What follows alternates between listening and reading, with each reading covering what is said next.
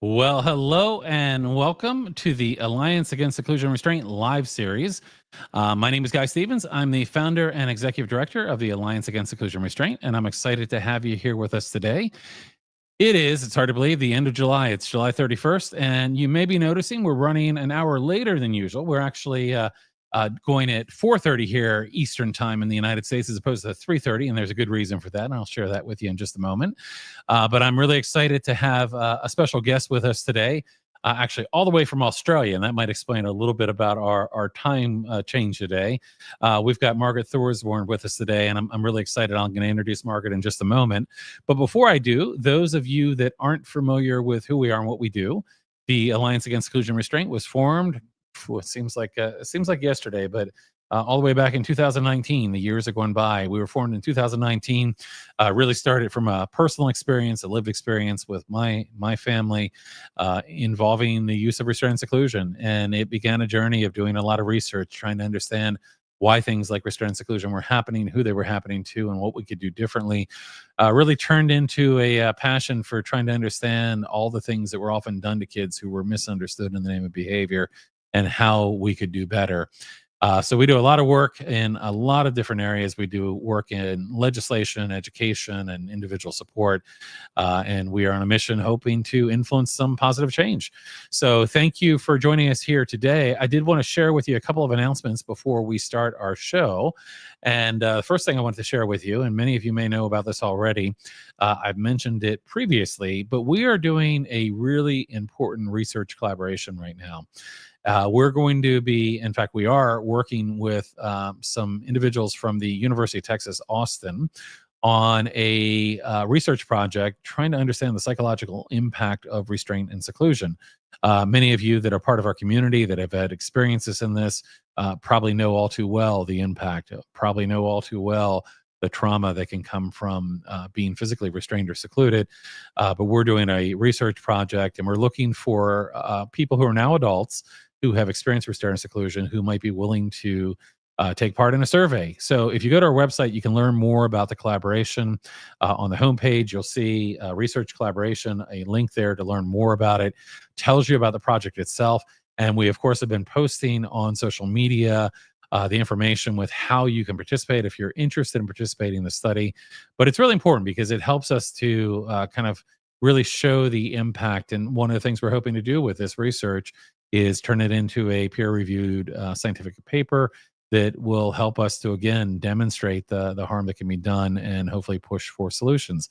One other thing I wanted to mention here real quick, and this is somewhat inspired by my guest here, and you'll understand this in a minute. Those of you that are not familiar, we have a online store, and I'll ask Courtney if she can put the link in the chat here. But we have some great things there, including a shirt that I have on now. You can't see it because it's underneath my other shirt, but we have what we call our 5 principle shirts. It's one of my favorites. It talks about those 5 principles that we talk about here at the Alliance: trauma-informed, neuroscience-aligned, neurodiversity-affirming, relationship-driven, and collaborative. And you might recognize those colors here as well. We have a lot of other merchandise, so and encourage you, check it out. When you get something from our store, it helps to support our work and our mission. So with that, let's get to why we're really here. But before I do, I know there are some folks already on here with us that are watching live. And one of the things that I really enjoy about doing the podcast is that we have people that join us live from all over the world. And it's not unusual for us to have people from New Zealand or Australia, United Kingdom, Canada, all over the world. And for me, it's a lot of fun to see who's joining us, where they're joining us from, and just to have them say hello. So if you're watching live right now, whatever platform you're on, in the comments, let us know who you are and where you're from, and appreciate you being here and making some time to join us today. And it'll be fun to share with our guest as well, who is joining us all the way from Australia. So with that, let me go ahead and bring up Margaret here on the screen with me. And it's always great to see you. You're not a first-time guest. You've been here with us a couple times with one of your partners in crime, Joe Brummer, and excited to have you here. Actually, I was telling you as we were getting ready to start, I love having Joe, but I'm kind of excited to have you here on your own to get to know you a little bit more in your work. So I'm going to tell folks a little bit about who you are. Margaret Thorsborne is an author, trainer, facilitator of restorative practice with a background in education and counseling. She's a pioneer in restorative practice in school in Australia and New Zealand in the mid to late 1990s, and in the UK in the early 2000s. She's since trained restorative practitioners and change makers in education workspaces, community, police, and justice sectors across Australia, Asia, New Zealand, the UK, and the United States, as well as Canada. She remains involved in important transformation in school, particularly around whole school implementation of trauma-informed relational approaches and culture change. Marg has been awarded an Order of Australia Medal for her contribution to education and a Lifetime Achievement Award from NACRJ, and I know restorative justice on the end there, but I'll let you help me out in a second. National something association. No, you can help me with that here in the United States. So, Marg, it's great to have you here. You've been a repeat visitor here, joining Joe and talking about some of the books that you've worked on together with Joe. Of course, you have a lot of work that you've done, prior to that and continue to do.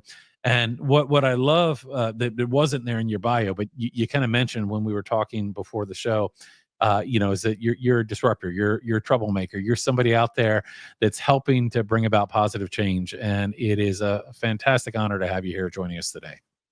Oh, thank you, Guy. I always get a wee bit embarrassed when I hear the bio piece. And when I'm working in Australia, I just say, look, just introduce me as Marg from Queensland. That'll do. Without all of that other fluffy stuff. But I have been around for so long now. I suppose, I've done a few things. So sure. No.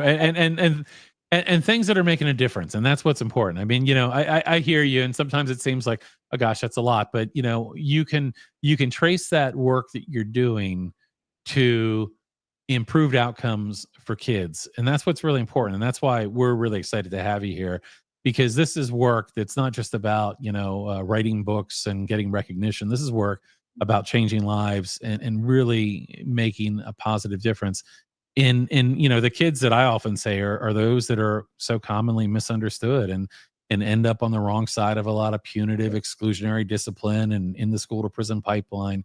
So, you've got a body of work that is not only there to be proud of, but I know personally in doing this work, which I started, kind of after my son's situation, there's something about this work that can be very difficult, but it can also be really satisfying in knowing you're doing something to make a difference. And that's who you are. And I appreciate that.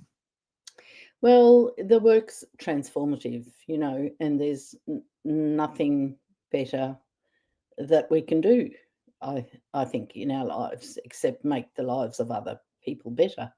And, I have some skin in the game with that now that I'm a recent granny. And so both our boys started their breeding program, just a couple of months apart. So we have Tex and we have Bobby Nora, and I am deeply interested in the nurture aspect of how their parents are going with them. And so far, so good. I've just fallen in love with my two boys all over again, just watching them with their babies and I love it. Watching them with their wives, Yeah. It's just filled me with absolute joy. Yeah. I love it. I love it. Those wee little scraps of humanity are just, getting the best start in life, because I know so many of our kids don't. And look, I was having a Zoom last night with another colleague of mine who's on the board of Restorative Practices International, which is the membership body that I chair, actually. And she was talking about a study she's doing around Indigenous suicides. And we're talking about the school to prison pipeline, of course. But it suddenly occurred to me that in serious cases, it's the school to suicide pipeline as well, because absolutely, with the case study, they did a huge case study, the last 10 years of young people suiciding, and all of them had been excluded from school multiple times. So it just breaks your heart, really. Yeah, no, absolutely. And, it gets back to something we talk a lot about here, which is, there are certain children that we know are far more likely to end up Oh, there. That, you look at the same children who are restrained and secluded, they're more likely to be suspended and expelled. Here in yeah. the US, we still have the practice of corporal punishment in Oh, I know. 17 states. Kids that are more likely to experience that and end up kind of down that pathway. And, it's children with disabilities, neurodivergent kids, kids with a trauma history, a lot of children that are marginalized. I saw a research piece yesterday, kind of a more of a literature review, but it was talking about children in the LGBTQ plus, and the increase in exclusionary discipline, and we know that exclusion and that punitive approach can lead that in that direction, and it's been I feel like to a degree, and it's things have been challenging for some time.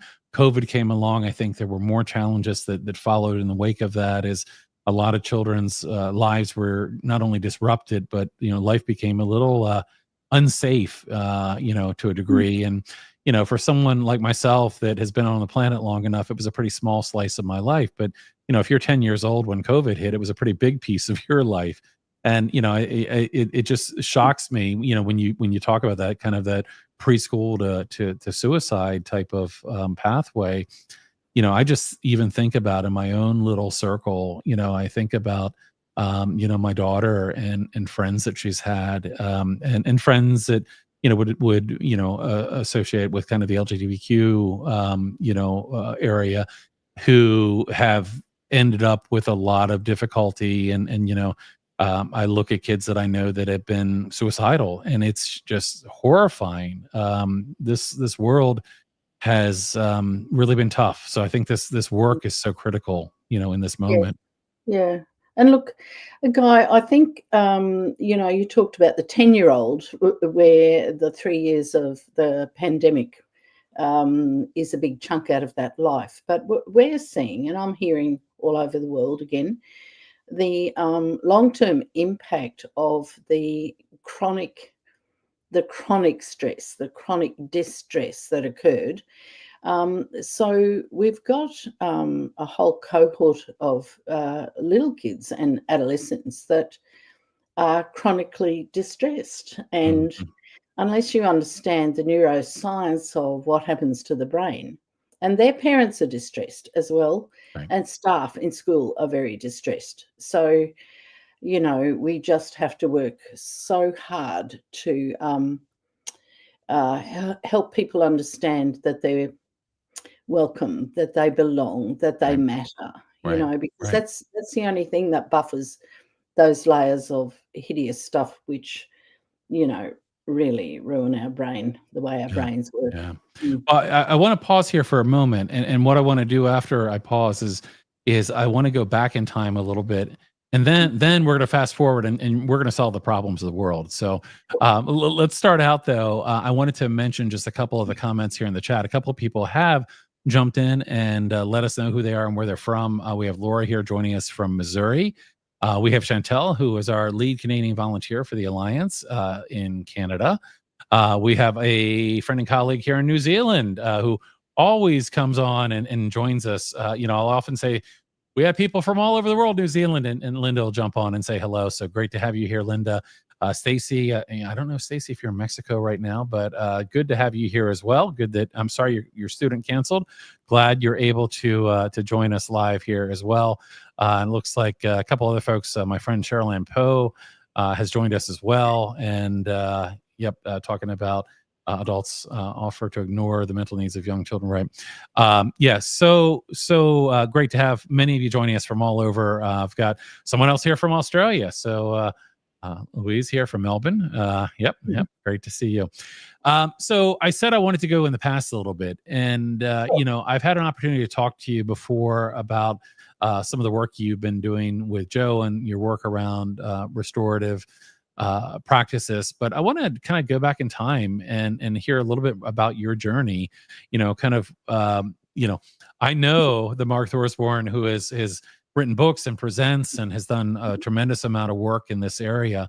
But what kind of was your journey, and what led you down, this road of, seeing, seeing a need and, kind of really taking it head on? So can you tell us a little bit more about kind of how you Sure. got started in this direction and what led you down? Yes, well, Guy, I started out as a biology teacher.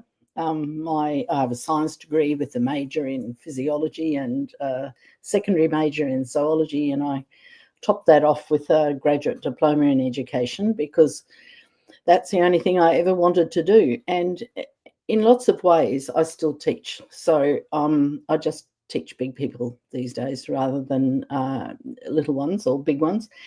But I think that after a chunk of time being in the classroom, I could feel the fire in my belly fading. So when I lost my enthusiasm for the cross section of a monocotyledon, I knew that I actually had to move Does sideways. anybody ever really lose that fire?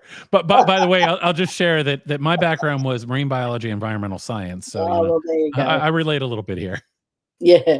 Anyway, so because I've never been interested in climbing the corporate ladder or, being promoted to a leadership position in school, because then you would lose the touch with kids. So I moved sideways and went back to school and completed a graduate diploma in counselling. So that put me back into high schools for most of my time, and I married a school counsellor so that we came as a set. And when we worked for the education department in Queensland, they're our employer, not a particular school. So we ended up having to be posted somewhere that needed 2 school counsellors in 2 different schools. So we ended up here on the delightful Sunshine Coast. People are very envious when they find out where I live, and I just say, well, someone has to live here, and it may as well be me. And and so the next chunk was really about working with individual kids, but it became really, really clear to me that, and it took a while, but it became really clear that was the system that was causing, many of the problems that I was seeing on a daily basis. And but even back then, I didn't understand the power of the system to cause harm or not. So one of the things that got me going, and I know we talked about it, was that the branch of the education that I worked for, which was called Guidance and Special Ed, asked a colleague and me to develop a whole school approach to bullying, because what we did know from all of the early stuff like Olveus is that if you punish a bully, you just make life infinitely worse for the kid who they've been harming. So around about that same time, both in New Zealand and Australia, the police were looking at and the sort of social work space were looking at involving families more in problem solving with youth justice issues. So anyway, my colleague Mary Hindman and I took a look at that stuff and thought, oh my God, this is manna from heaven. And so to cut a long story short, we actually begged the police who were doing this work in New South Wales to, would they consider training educators? And the word spread in Queensland within a nanosecond. This was just at the very beginning of the internet. And so a bunch of us flew to Sydney and sat with Professor John Braithwaite, who was a very early, academic in this space from the Australian National University, and people like Terry O'Connell and John McDonald and David Moore.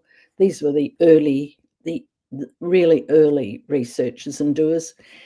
And somehow we magically got some funding from both federal and state government to run a trial for, we called it back then community accountability conferencing, but, that's terribly, that's very long-winded. So these days we talk about restorative conferencing, but it was only limited to the formal end of, or the serious end of what kids can do at school, the sort of stuff that would attract a suspension or possibly exclusion. It didn't stop that, but what we were able to do was use the process to reintegrate those kids back into the school community, because one of the early things that I read that John Braithwaite had written was that if you're going to cast a child out, of the herd, basically, that you have to have an equally prominent ceremony of reintegration to bring them back in. Because if you don't, the folk who've been harmed, which is everyone, including the kid who did it, don't have a voice in the problem solving. And so that became, I managed the trial for 12 months. It was extended for 2 years. And what was the time frame on this? About what year? You had mentioned the internet, so I was kind of trying to... Yeah, 96, Okay. 95, 96. Gotcha. And Okay. around that time, of course, a lot of people in the restorative space in America would know that Ted Wachtel out of Pennsylvania became very interested. He brought a documentary team to Australia, and I've still got the footage of me looking very young talking about, the restorative work that we were doing at a particular dodgy high school here on the Sunshine Coast. It was so exciting, Guy. I was so excited by this stuff. I couldn't sleep. And what were you seeing initially as you began to put this in place? What was the outcome of what you were seeing kind of initially? And then how did that spark your interest to kind of go further?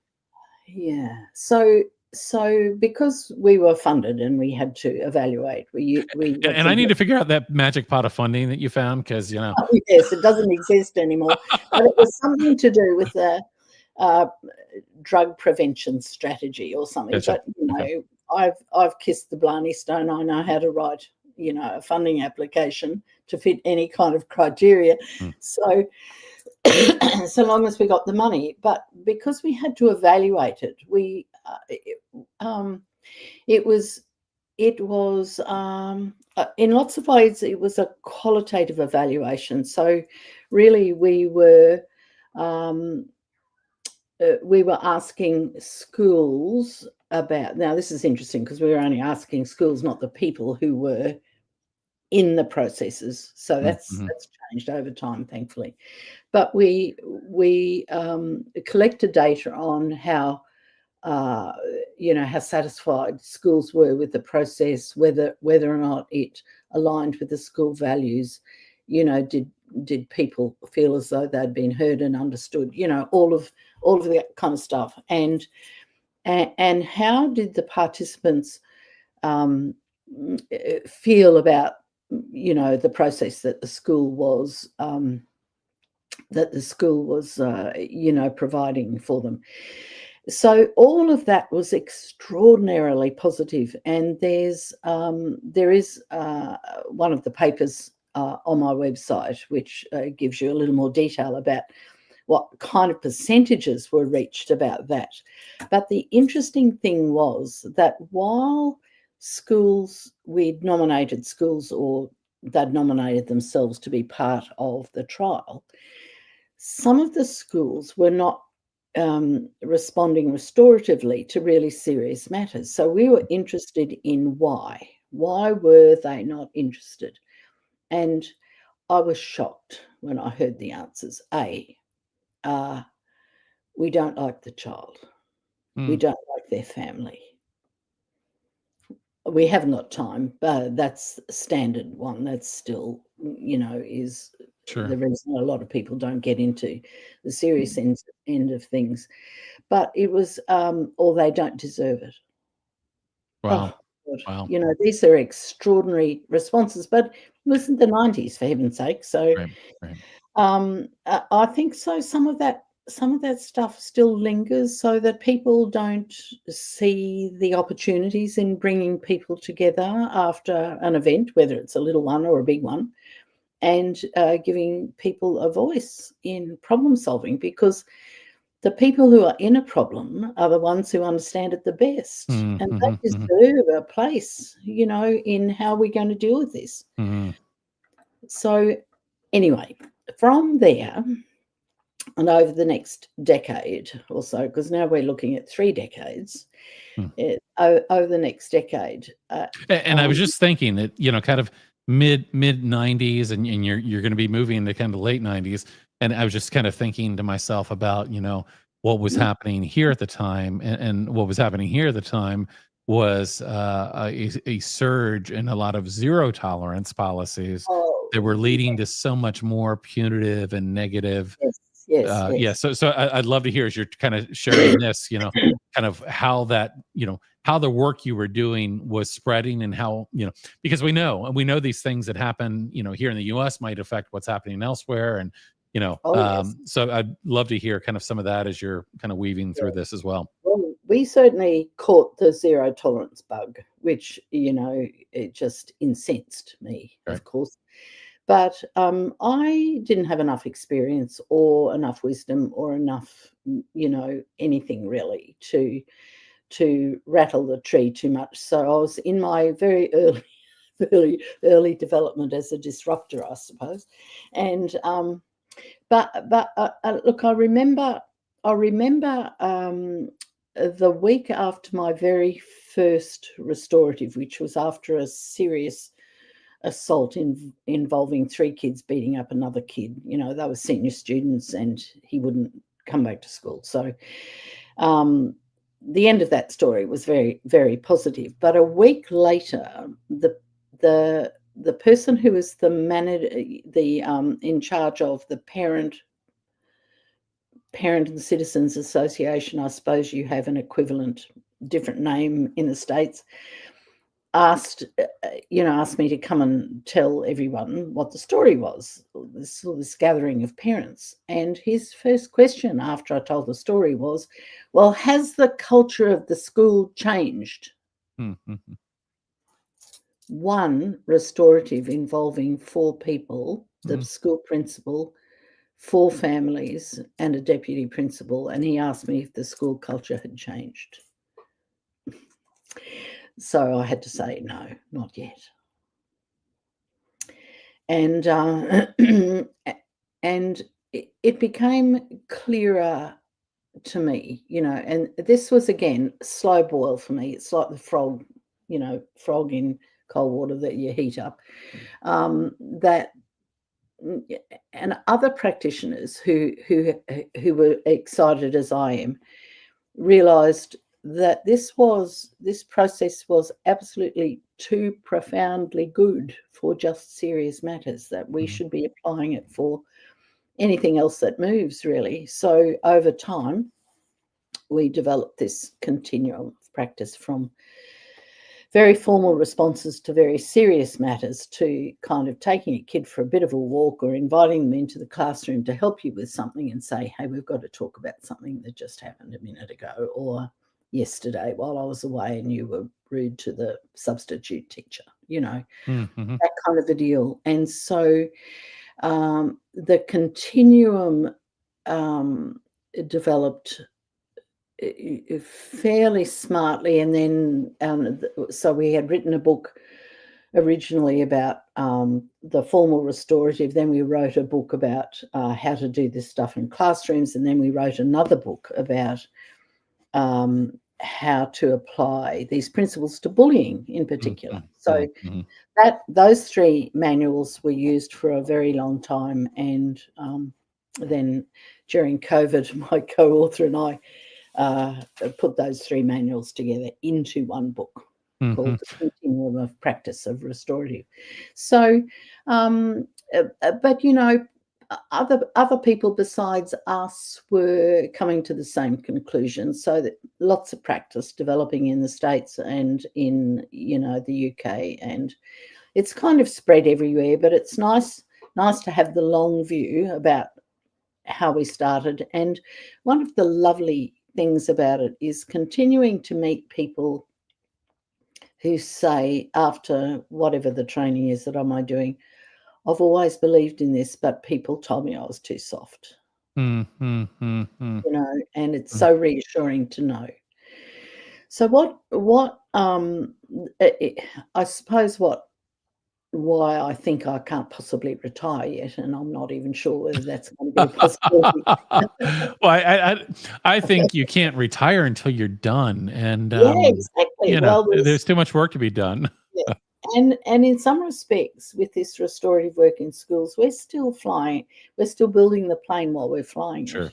So that every day, like if I looked at my training program now compared with even 5 years ago or 10 years ago, it would be unrecognizable because of our better understanding about how brains work. See, that's been the biggest gift. And I'm so grateful that Joe and I,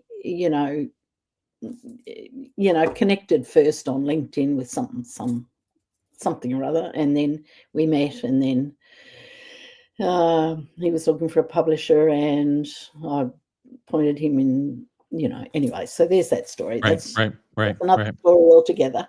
Yeah. Well, you know what I love about what you were saying, kind of leading into this, though, is the and anybody that's listened to this podcast more than once has probably heard me say this 20 times, but it's what guides the work that we do here at the Alliance, and I think what guides the work that you're doing. And it's that very famous Maya Angelou quote, which is do your best you can until you know better. Then when you know better, do better. This is a journey where we continue to know better. And those that are bringing in that knowing better into doing better are so critical into changing things. And it's like, I think about even just what I know about, restorative practices and kind of the evolution as you begin to, kind of, the first book that Joe did and that you contributed to, kind of bringing in the, kind of trauma-informed piece into restorative practices, like critical, right? Bringing in the kind of the latest book that you put out together, kind of bringing the neuroscience, bringing in so much more into this, continues to ultimately, I think, provide better support. So, I mean, it really is critical. I mean, it really is about, I look at what I think I knew a few years ago and realize that I wish I knew more now. When you were talking about your grandchildren, I couldn't help but reflect, like, as a parent, how many times I've wished like I knew all the things that I know now then, but it's a journey. And of course we have to be curious and led by curiosity, but we also have to be gracious with ourselves about the journey and realize that, like, hey, if we did know something different, then we would have done something different then. Yeah. And look, I suppose one of the things I say right at the beginning of 3 days or 2 days or however many hours that I might have in front of people about this relational approach to problem solving is ruptures and conflict in our relationships are inevitable. Inevitable. It doesn't matter how good you are at relationships or communication, you're going to stuff at some stage. But unless we have a population of young people and parents and everyone else in the entire universe who are conflict competent, we're up the proverbial creek. So while ruptures are inevitable, repair is an option.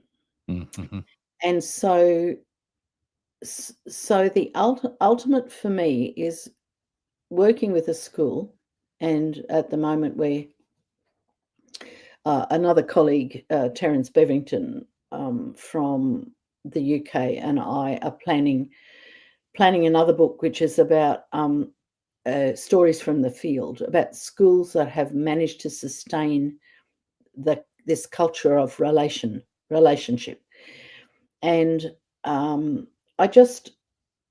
what I'm after is not we're restorative, we've ticked the box, we've done the training, we did a one-day introduction to staff, 2 years ago, and so we're done and dusted. That's just the biggest load of rubbish. It's about sustaining this business of relationships matter, and we don't let the ruptures go unchallenged, that we do something, we're wired. We've got the social alarm in our brains wired in to let you know when things have disconnected. And what it's meant to do is to motivate us to go fix it, go make it right, whatever. But unless you're raised, first of all, in a family that's conflict competent, where mum and dad, don't focus on taking things away from kids or, grounding them or doing all of that other stuff, but can talk to them about, what was going on for them, what do you think it's like for everyone else, and what are you going to do to fix it? Unless you have that advantage, then you're not going to know what to do. And because we're wired, we're warm-blooded hairy mammals. Joe and I talk about this all the time. We're warm-blooded hairy mammals who thrive when our relationships in our various herds of one sort or another. So it could be your cul-de-sac herd. It could be your faith group at your local church herd. These are the structures that provide that strong sense of belonging. And so we just have to clean up after ourselves when we've made a mistake. Yeah. I've made a few. Haven't we all? Well, and I think about what you're saying, and I'm sure now as a grandparent, full circle, you have some influence over another generation, and I have hope for the future. But if I look back in time and I look at how I was raised, and I'm sure that we could share similar stories here. We did not grow up learning about our brain and our nervous system and the roots of our behavior. We learned that we made bad choices. We learned that we had to suffer the consequences. We didn't learn about repair and relationships. I have hope for the future, but we're a long way away from that right now. Yeah. But I think that this kind of work is what can spark that. And I think, that gives me some hope. One of the things that was ringing in my head as you were talking through this, kind of about kind of rupture and repair, is something Joe said. And of course, as a mentor for Joe, this might even be your words that I'm echoing back, but I remember listening to him one day, and he was just talking about how, like accountability should feel good, like repairing a rupture should feel good. Yes. And that had such a profound impact on me, because I think, when you really begin to reframe things and see them differently, and even just the very basic things. I remember reading in Lori Desautel's Connections Over Compliance, and I always love the title of that. But when she was talking about discipline and going into, well, the root word for discipline is to teach. And all too often people look at discipline as to punish, as to somehow do something to someone else because of something that they had done. And when you reframe it and look at it through the lens of teaching, it shouldn't be, I'm going to teach you a lesson. It should be, how do we learn from experiences? And learning from experiences is really the only thing that's going to help us be better equipped in the future. It's not going to be some punitive thing that somebody does to me. That's going to make me maybe more careful of hiding the things that I did, but it's not going to make me more likely not to do that thing again in the future. Yeah, look, so many of the disciplinary strategies that are on the menu for a school, because one of the things that we've learned from our neuroscientists, like Dr. Bruce Perry, of course, is that predictability is incredibly helpful to everyone, because it saves us vital energy about how we're going to manage this thing that's just arisen. So I often engage in conversations about consistency with schools. Now, a lot of schools that are still kind of caught in the time warp of, punitive consequences, think that if student A does X and student B does X, that they both should get the same strategic response. But that, the neuroscience around that just makes it a nonsense. So our disciplinary processes, need to include the people who have been harmed so that they have a voice in the problem solving. Otherwise, otherwise their voice doesn't matter, And when I think about, and I went to a boarding school because the little country town that I grew up in didn't have a high school yet, so that's how old I am. And and there was a girl in the boarding school who, in my year that I turned 15, which was year 10 in Australia, it just, got me in her sights, and she made my life a misery. And that misery was really around my body image, so she used to criticize me for this and that and whatever else. And of course, back in those days, one never spoke about any of that.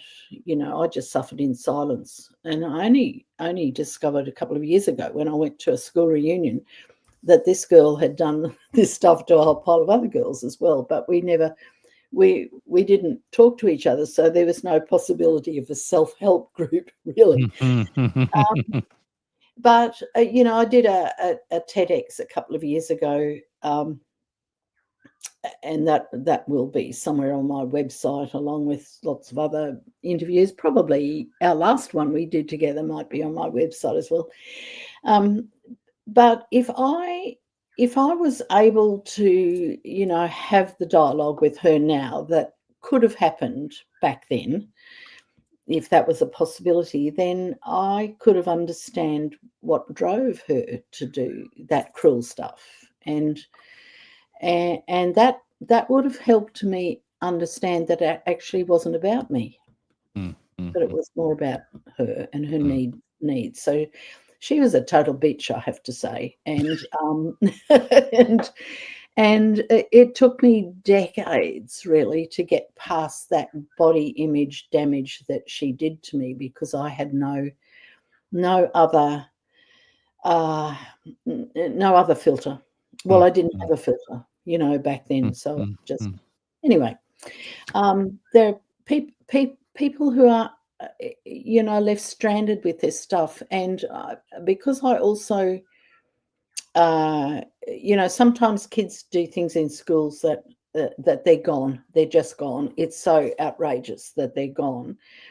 But the schools that don't understand about, trauma and distress don't understand that once that kid leaves, they're still the walking wounded.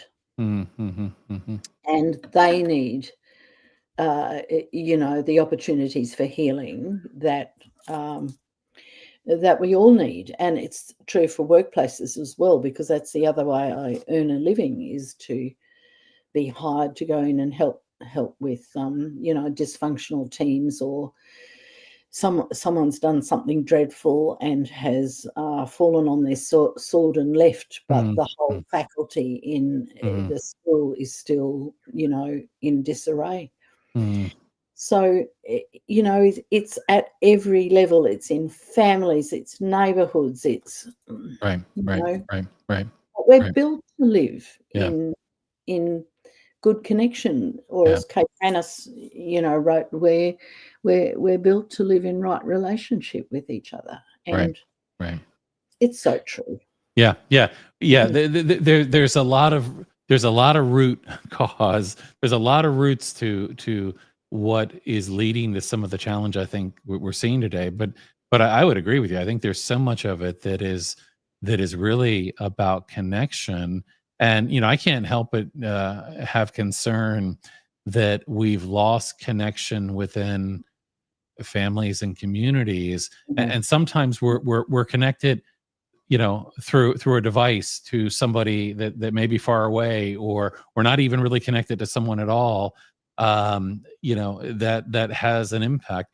I want to fast forward now for a moment and talk a little bit about where things are today. And you and I were talking a little bit before we started today, but we're in a pretty challenging place in a lot of areas, and there's a lot of stress, there's a lot of trauma.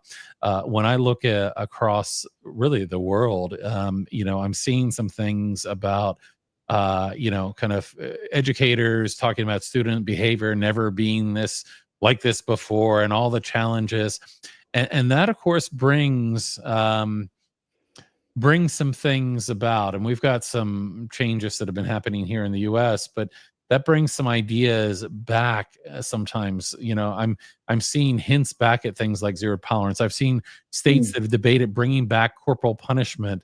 I see schools that are struggling with behavior and not knowing what to do, and they're doubling down on, as you mentioned a moment ago, like more consistent consequences.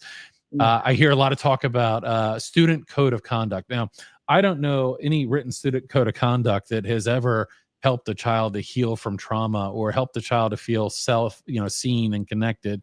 But there's a whole lot of merit that people put into these things that honestly, I don't believe really have a direct impact on helping to support kids. So looking at the moment in the world that we're in with some of these challenges, a school brings you in. They bring in you to talk to them about these challenges that they're having. What is kind of your approach if you were to be working with a school who came to you because they were concerned with behavior, and where do you start, and what are some of the foundations of the things that you try to get into place? Okay, so I can give you a typical example of a school, private school, actually, very large, very high fee paying, but they have a deputy principal who's drunk the restorative Kool-Aid and is very, very, very keen to introduce these ideas into the school. So I spent a day with them. Now, typically, if I'm going to spend a day, I was apart from the connecting before content part of making relations with a large group of people, I would have spent a day starting with a discussion about consequences, a discussion about responsibility, a discussion about accountability. But, I thought, I'm not going to shift these people unless I engage them in discussions about their own brains. So that's where I started. And I did not mention the word restorative until after lunch. So, I think, and interestingly enough, just a comment about the private sector schools, often those schools don't have the sorts of difficulties that maybe the state system might have with disadvantage or poverty or high refugee populations, whatever. So in lots of ways they're harder nuts to crack than a school that's got some real issues. But I am, if you're going to introduce this way of doing things differently, I think the why is critical. And you have to be, the school people who are leading it have to be fluent in the why we need to do things differently. And the why is relational neurobiology. Right. And I am so thankful, Guy, that I have been around for long enough to to know that what I knew was fundamentally transformative back in the early days, and that's what excited me, but I didn't know why. Now I know why it was exciting, and it just makes such perfect sense to understand that we have to do things differently if we want to give kids' brains the best start in life that's possible, because life can be shitty, anyway. There are bad things that happen to all of us. My dad died in my first week at university. My brother was killed in a car accident in my last year of the university. So, that sort of bookended my entire time there. And it kind of threw me out of whack a bit, as you would expect. But some kids just have that. They never have a decent start in life, and we're the ones in schools that can be the buffer. I know. Right. Bruce Perry talks about the buffer of that one person that is going to make a difference. Like our lovely friend Rita, who's moved on to the next life. And I'm just so committed to convincing people that they have to pay attention to what's happening. And I actually think before we even get to the point of a whole school approach to relational problem solving, that we have to have a whole school approach to regulation. Right. Starting with the adults in the school, starting with the educators, and yeah. I mean, going back to Perry's work, right? You're not going to get a regulated child with a dysregulated adult. There's so much about what you say that really resonates with me, and I think about what I knew about restorative approaches probably prior to meeting Joe and learning about your work. And I think what a lot of people sometimes think about restorative approaches that isn't necessarily aligned with what we're talking about. A lot of people think about restorative approaches as an alternative to some kind of punitive consequence, right? And they think about the restorative approach being something, and we talked about this, about rupture and repair, but there's an element of this, and you've hit it, but not everyone that I've heard talk about restorative approaches talks about neurobiology, talks about relationships, talks about trauma, talks about the need to go upstream of even the ruptures, right? I mean, it's great to be able to, handle a rupture in a better way. But it seems to me that the work that you do, the work that Joe talks about, so much of that is upstream from kind of where a lot of people traditionally think about that. And I think that's important because, I've seen, and you've probably seen as well, well-intentioned implementations of, we could take anything, trauma-informed approaches. I've seen that, the people get a half-day PD and they think they're trauma-informed. Nope, not the way it works. People get a half-day PD and restorative approaches and then do a circle and think, okay, well, now we're restorative. And they kind of miss that bigger piece. So, and it sounds to me like your foundation starts there. Your foundation starts with that connection piece. That's so critical to this work, don't you think? Yeah, absolutely. Look, we just, and it helps that an old hand at biology, really. It just, we forget that we are animals, right, with highly sophisticated, evolved brains. And I question that sometimes looking at the news, but yeah, well, sometimes, Guy, when I'm sitting in a plane up in the sky, or driving in a car, thinking how bizarre that we have invented this world that is so far from being a human being that we've forgotten it. We've forgotten our biology. And for me, it is, now that and I'm so grateful that I have a better understanding of my own brain, especially since it seems to be decaying at an alarming rate once you reach a certain age.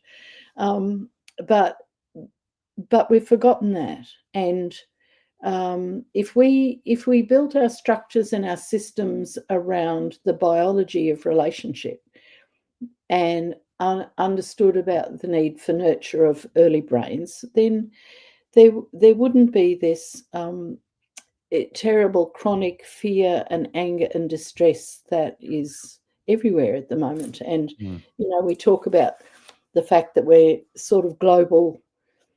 We're global these days, aren't we? So there's nothing that happens in one part of the world that doesn't. Right. It's like the butterfly that flaps its wings, and causes a tsunami somewhere else. That is, sad. It's sad, but we have to live with it, and we have to live with it by taking care of each other and taking care of ourselves and taking care of our own brains and our own health. And I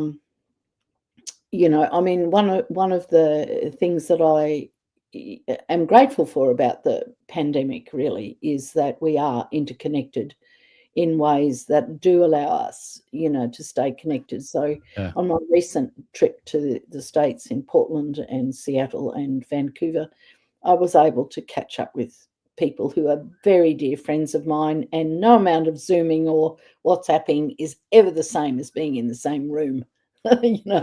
Well, yeah, and I hope at some point to maybe be in that same room with you there in Australia. I talked to somebody that does some conferences there in Australia at one point, and I thought, well, wouldn't that be nice to go there?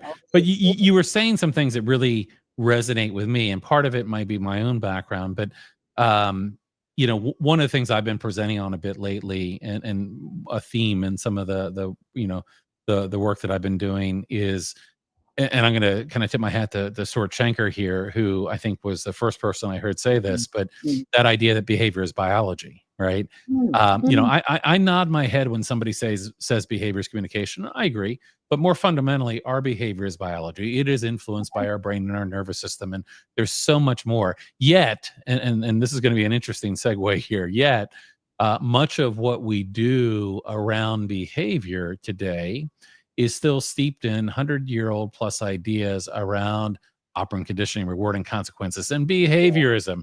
And you probably know well how I feel about behaviorism. Of course, we just did an event called Beyond Behaviorism, and I know well how Joe feels about behaviorism.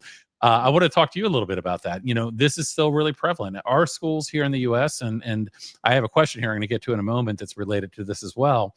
But, things like positive behavior interventions and supports, a lot of things that are rooted in rewards and consequences and kind of classical behaviorism, looking at functions of behavior without understanding the deeper why. So talk to me a little bit about, kind of the work that you do and how that might relate to some of what we see here, that is not, and this is where I, kind of have a little bit of a struggle, when you view human behavior through that lens, through the lens of the brain and the nervous system, and see human behavior differently, beginning with your own, you respond to it very differently.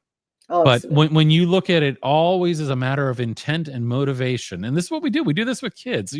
I see 7-year-olds in IEP team meetings with teams saying, well, this kid was trying to manipulate everyone and gain access. It's like, oh, this is absolute rubbish, but it's really prevalent. So talk to me. What are your thoughts here on that? Well, I'm totally in the camp of it's time that we moved on. So it's just like, when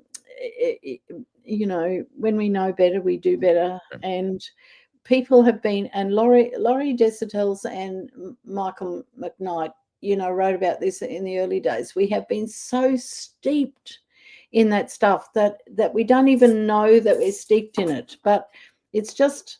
It's not rooted in our biology. It's rooted in how we've been socialized, the layers and layers and layers of experiences and beliefs. But, I can't do this in New Zealand because New Zealand doesn't have any snakes. But in Australia, when we talk about challenging... Maybe New Zealand is my new escape route here. Yes. But, the old way of dealing with snake bite was to suck the venom out. Now, that's been disproved, and we've moved on. These days, we bind the limb. We reduce the circulation of the lymph system, and get the person to hospital as quickly as possible so they can get the right anti-venom stuff happening. So it's sort of like sucking the venom out versus binding the limb, as far as I'm concerned. Right. That's the easiest way for me to explain to a large group of people how it is time to, and that science is always, and so why, when I say we're still building the plane while we're flying it, every day there's some new research that will tell us something new that's going to improve our practice.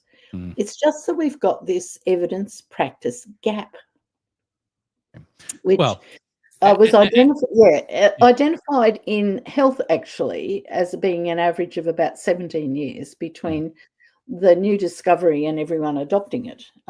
And it's the same in education, except I think it's probably longer than 17 years. Well, one other common gap, as someone who appreciates kind of science and research, but one other gap I think that is out there is evidence has to include lived experience. Evidence has to include the lived experience of the individuals that were involved in whatever it may be. And I think about, things like ABA, where there's this, evidence, and of course, a lot of it's very problematic, but it's very different than the voice of lived experience. And, I think that's still a gap that needs to be better addressed in a lot of our research, is making sure that, we understand not only the outcome, but the outcome as it affects those that are involved. Yeah. So just around that, I don't think any school has ever thought about interviewing people who've been through a suspension, a re-entry meeting, a detention. God help, never Right. mind about detentions, but I could spend another hour talking about that. But no one has ever thought about asking those kids or those families who've been through that process whether or not it ticked any boxes around meeting their needs. Right. Did they find the process fair? Did they feel safe in the process? Were they understood, respected, valued? Do they think the plan is going to work? Because most of that stuff is being done to them, not with them. Right. Yeah. Agreed. Yeah. I want to get to a question here real quick. And this one is from Linda, a friend in New Zealand. So Linda with no snakes asks, any thoughts about a possible migration from the UK to Australia/New Zealand? Behaviorist approaches by way of a certain behavior czar speaking to her. And I think I know who she's talking about here. Yeah, she's talking about Tom Bennett. Yes, look, there are some schools that got very excited about Tom Bennett, and because he gave them permission to get harsher and nastier about stuff. But look, most of us who work in the consulting space just think it's a load of rubbish. Yeah. So I'm going to hit a couple of the other comments here. Stacy just said school culture matters. Yep, absolutely. Stacy also mentioned we need more educators that want to teach with joy while connecting with their students. We need less educators who the need to control teaching and learning require a symbiotic relationship. Great point. And this is something I say a lot, and I'm going to think you're going to agree, but you can tell me if you don't, because why not? But, I happen to feel that the same things that you do to improve outcomes for kids can improve the outcomes for teachers and staff. I believe that by making shifts, in ways that are better going to support, kids, can ultimately bring joy back to teaching. Education should be a joyful profession. Yeah. There's so much good about, being an educator, but we're right now in a place where, here in the US and I think worldwide, there's not only a shortage of teachers, but the common ideologies, oh, you don't want to go into teaching. That's going to leave us in a real bad place if we continue down that road. Yeah, I talked to a lot of principals who are having trouble recruiting a teacher who's basically relational, even though they might not understand the practice of restorative work or trauma-informed work, but it's really about the potential. Yeah, and look, I think when we think about the sorts of stuff that bring bring us joy, we also have to think about what reduces our stress. And a really good culture in a school that looks at belonging, that looks at the routines that are really helpful, like connecting before content, about Laurie Desautel's touch points about the radical welcome, where you say to a kid who's late, who's always late, "It's so good to see you, so glad you could make it," instead of putting them on detention. Right. Oh heavens, it's just insanity. People can be really stupid sometimes about that with their Well, bad. and I would say that very often hurt people, that beneath the responses that we sometimes see is a overloaded nervous system, a stress response system that is not doing well, and very often somebody that themselves endured trauma, and they might put that under the lens of, well, this is what was done to me, and look, I turned out fine, and kind of the question is, well, really? I mean, think of, well, Yes. I got beat as a child and I turned out fine. Well, did you? I mean, if you're advocating for hitting children, is that really fine? But I do think that there's a lot of, a lot of trauma that, again, if we don't first start with the adults, and, I mean, the idea of kind of trauma-informed practice, if you don't put that into place in supporting your teachers and your staff and your parents, you're putting nothing more than a veneer on that's probably not going to really make a deep, lasting change. No, we work with adults first so Yeah, that they can yeah, do things differently with kids. yeah. Yeah. Couple more comments here. We said being bullied is a common trigger for school attendance difficulties. Also, of course, systemic trauma. You mentioned early on Mhm. kind of the trauma that can come in systems of care, and it's interesting because you were talking about work that you were doing in the '90s, and very much still today. I think there is a real blind spot to school-based trauma, and I'm not just talking about bullies on the playground. I'm talking about you know, things that can happen, exclusionary discipline, punitive discipline, those traumatic experiences, restraint and seclusion, of course, are a focus of ours, but, a kid being physically restrained, on a Wednesday and school staff expecting them to come back on Thursday as if nothing happened. There's still a Yeah. lot of that systemic trauma happening. Oh, terrible stuff. And look, Yeah. a colleague and I wrote a book about how do you adapt restorative practice with kids with special needs, and some of the footage that we collected along the way, just to speak about this stuff in case studies, interviewing kids who had been restrained, who'd been sat on, or held down or whatever, and it just breaks my heart to listen to what their little brains remember about that, Oh and yeah. how Yeah. that has the capacity to change the trajectory of their whole life.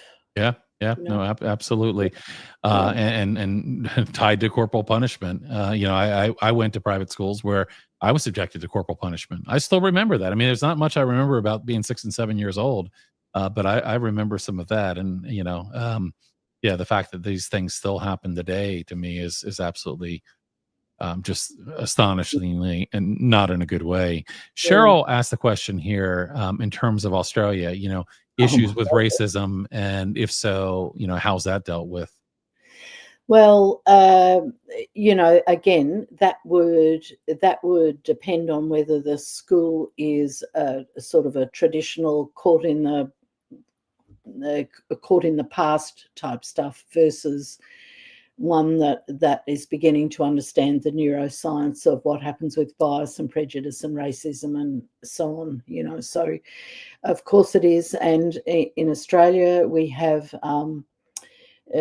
Basically only 3% of our population is Indigenous. So, and a significant number of those Indigenous folk live in Central Australia, or certainly in country areas. So, not all educators have ever been exposed to large collections of Indigenous kids. So we have such an appalling history here in Australia of colonisation and the White Australia policy and the stolen generation. So we've got these layers and layers and generations of trauma that need to be understood. It's just heartbreaking, really. But yeah, this comment kind of ties to that as well. I'm autistic and have PTSD, and am Indigenous, and I can speak to the lived experience as a student and as a teacher in that cursed ABA culture, as well as what came before in terms of legacy of coercive control. This work is the work of decolonizing our systems, moving from power over to power with, meets a lot of resistance.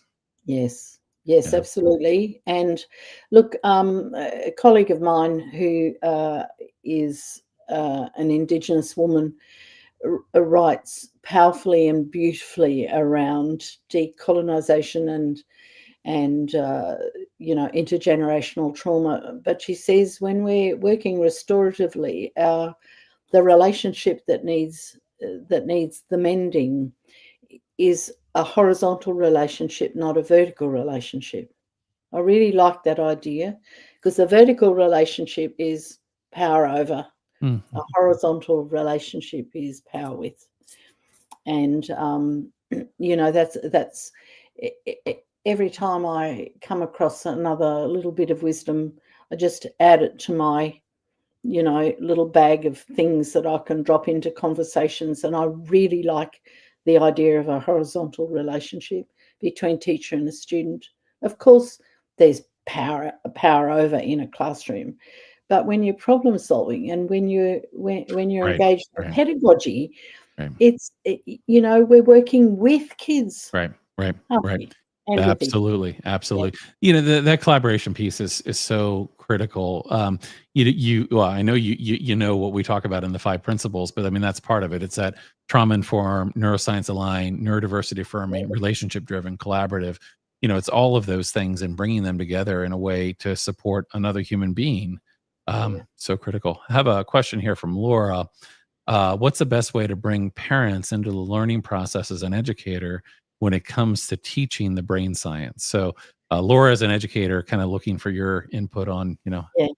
Well, Laura, one of the things that I've come to realize, sometimes I think I'm a bit of a slow learner, the education of parents is as important as the education of the teaching staff and of students. So, I get invited often when I'm sort of in town. Oh, can you come and do a parent night? So I get a whole hour, if I'm really lucky, an hour and a half with them. That is not sufficient. I think schools are a vital place for educating our parents in a deep way around the brains of their own children and their own brains. So I know that even in an hour and a half, I can do a power of good if we even watch, a video of Bruce Perry. And then we talk about regulate, relate, and then reason, and the need for mum and dad to stay calm instead of throwing tantrums in the kitchen. So, and also to understand that this problem-solving work that we do is transformative. It's not transactional. Right. Yeah, absolutely. So all of the typical traditional stuff that schools do, like detentions and suspensions and re-entry meetings, they are never transformational, except in a bad way. Yeah. But if we're trying to snatch victory from the jaws of defeat, we have to be very deliberate in understanding that we have to start with all parties feeling safe, then giving them a voice, which means then they, then they have some power in the process. And I've introduced a new little tiny thing into the restorative work I do and teach, and that is before we even start to look for acknowledgement or apology, or to begin the plan, I ask the 2 warring parties, or there might be 3 or there might be 6, what can you now tell, your colleague or the other girl in this meeting what you now understand was the worst bit about all of this for her? You've had a chance to talk about what's been the worst bit for you. Now, what's the worst bit for her? We never ask a child who's in trouble, what's been the worst of all of this for you? If we ask that question, these are the empathy generating parts of restorative practice that this work with Joe around the neuroscience piece has helped me fashion more effective restorative process. Mm-hmm. Yeah, I love that. Based on the way the brain works. Yeah. One of the other things I've seen that gives me a little bit of hope is I think the work you do with children as an educator sometimes can make it back home in interesting ways. I think about some work that Lori was doing, and I had a chance to meet some students that she was working with. And I remember the things that this student was learning in school, learning about her brain and her nervous system. And this young girl shared a story about essentially how she was sharing these things with her family, and teaching them how to use some strategies to help them. So children are very powerful agents of change as well. Yeah. And I think that you're very right in this. We always have to make sure that we move beyond the us versus them divide. And it can happen with educators thinking, oh, these parents, they're not supportive, they're not there, they're not, or the other way with parents thinking these we've got to break that barrier down, and we've got to collaborate. We've got to put into practice the same things that we believe. So if we believe collaboration's a core, we've got to do that as educators. We've got to do that as parents as well. And there was a point here made about there's a lot of advocacy work going the other way with parents advocating the school system. And I agree. And this is about, and I don't know if the context here is the same as what you meant, but what one of the things that I've seen is like parents that are bringing in Mona Delahooke's book, or, Bruce Perry's book, or your book, or whatever it may be, and sharing that with an IEP team meeting, or, a teacher, or whoever it may be. We're in this together, and together, together we can be better and stronger. So, I think it's important. Those relationships are so critical in all directions. And I hate to see, and I've seen this, you've seen this, in a school, and you mentioned this early on, where somebody will write off a kid. They'll write off a kid, and then they'll blame the family. And it's kind of like, so that this child is coming from a very tough circumstance, and rather than feeling empathy, you're writing them off. That's the wrong way to go here with this. Absolutely. Yeah, look, it takes a village to raise a child. I know I sound like a bumper sticker, but it's absolutely where, and I don't think we live the way we're meant to live in sort of multi-generational small communities. We've lost the village, and I agree with you. I think we need to be focusing on somehow reconstructing our villages. Yeah, I don't know what that looks like, but there's deep work to be done here. Listen, we're just about at the end of our time, and I want to give you a chance for one last question here. And I just want to look at a couple of the comments that we have here. The final ones I'm going to make sure that I start asking the students I work with this very question. Cheryl said, also love the children are the great agents of change. And look who's here. Joe. Joe said such a good conversation from two of my favorite people. Great to have you here, Joe. We've just about run out of our time, though, and I don't want to keep you any longer than I promised. But I do want to ask you, because, this conversation went by really quickly, as I knew it would. And I could probably spend a couple of hours here talking to you, although I know you've got a coffee date here coming up, so I won't. But, I don't know that we solve the world's problems. So any final thoughts you have in terms of what gives you hope, or, how we can move forward in some of these challenging times? So I'd love to hear your reflections on that. I think, I think it's simple. I have no, the reality is that I can't influence global political affairs. But you can adopt an American if you want. I know yes, one. there's a few. We're going to have a very large family of expats over here. but I think we just work where we can. We work in our circle of influence, and the one thing I know about teaching is that we have such an opportunity to influence an enormous number of children, and we never know where that's going to land. So that if we can stay consistent and kind and understand the biology of our relationships with young people, not everyone's going to be a consultant, but we're all teachers, and I don't know how many hundreds and hundreds and hundreds of people I've trained, but I know I've had an impact somewhere. So we just must never give up doing what we do. Yeah. Yeah, I love that. And I find it, it very much aligns with kind of our thoughts here. I often, kind of share that story, the story of the starfish washed up on the beach, and, the boy that's throwing him back in the water, and the man's just like, well, you're never going to make a difference. There's too many of them. And, the boy throwing one in and saying, well, I made a difference for that one. I think making a difference for that one, making a difference for a child is a difference worth making. And, I think when we continue this work, when we do things like this and have these conversations and somebody shares it with somebody else, this is the way that change can happen. And we're not going to get it all at once, but if we continue this and we build these relationships, there's so much. I do feel hope, although sometimes the world seems a little overwhelming. I feel a lot of hope, especially when I get to have conversations with people like you and seeing the work that you've done. So it's been a pleasure to have you here.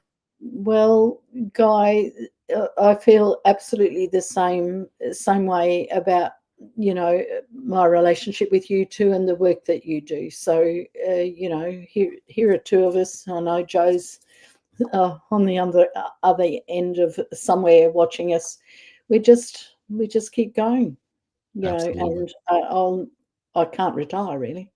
So No, there's too much work to be done. Yes, too much work to be done, too much fun to be had, because this is such beautiful work. Yeah, agreed. Yeah. Well, on that, we're going to go ahead and wind up here. I'm going to ask you to stick around for a second, but I want to thank everybody that joined us for this discussion. And again, I hope you enjoyed the discussion. We'll be back here again, I think, in 2 weeks, and we will have another. And encourage you, as always, to share these. If you're a parent, share them with other parents or people that are working with your children. If you're an educator, share them with other educators. Anything we can do to kind of spread the word is really helpful. So thank you, everybody. Marg, if you can stick around, and we'll see you all again next time. Bye-bye.